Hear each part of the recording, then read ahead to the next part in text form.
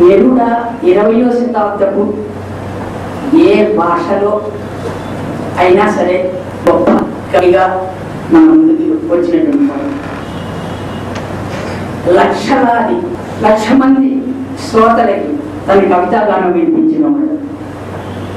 ఇందట్లా సుబ్బారావు గారు చెప్తూ నోబెల్ బహుమానాలు వాటి సంగతి ఎట్లా ఉన్నప్పటికీ కూడా ఆయనకి నోబెల్ బహుమానం వచ్చిన తర్వాత చిలీలో 70,000 మంది అలెంజీతో పాటు కూర్చుని ఆయన కవితాగానాన్ని విన్నారు.